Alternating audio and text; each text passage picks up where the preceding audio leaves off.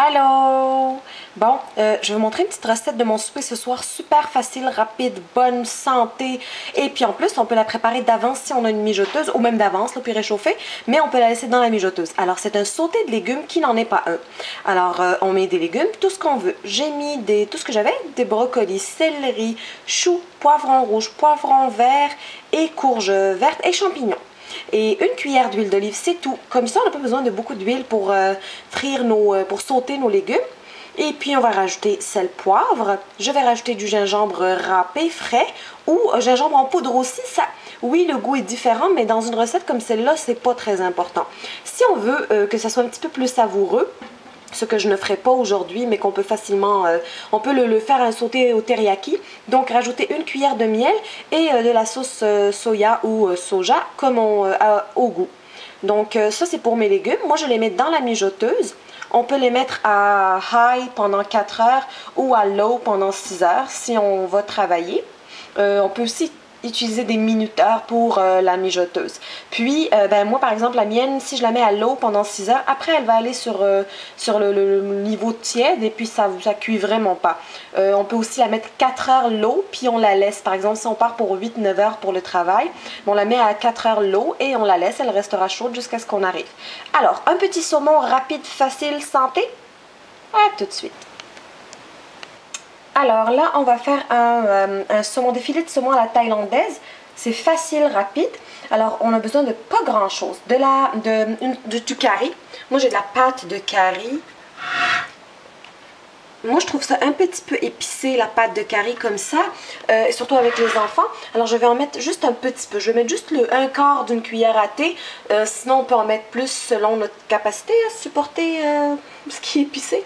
Alors, de la coriandre moulue. Moi, je mets une cuillère à thé.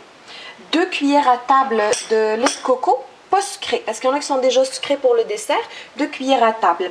Si vous avez d'autres recettes, tant mieux, vous utiliserez le reste. Sinon, moi, je fais une autre recette de dessert après, avec le reste du lait de coco, ou on peut en rajouter dans les légumes.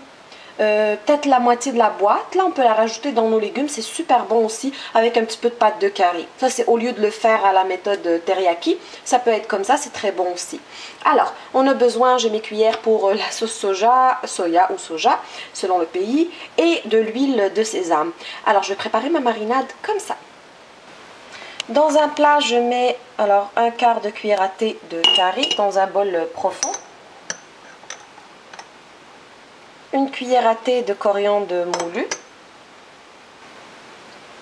2 cuillères à table de lait de coco, une cuillère d'huile de sésame.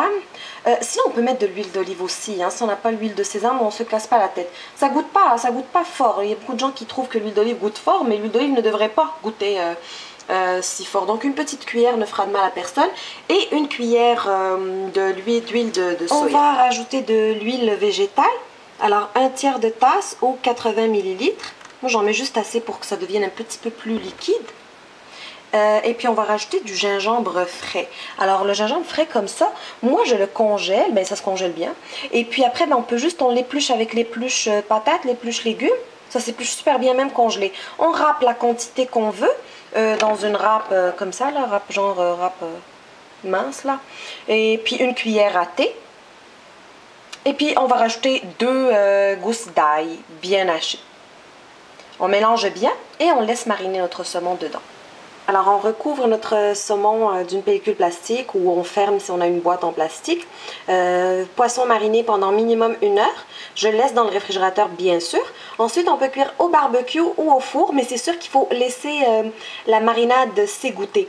Alors, pour le reste de la marinade, ben, c'est ça, on peut aussi le rajouter comme sauce par-dessus le poisson.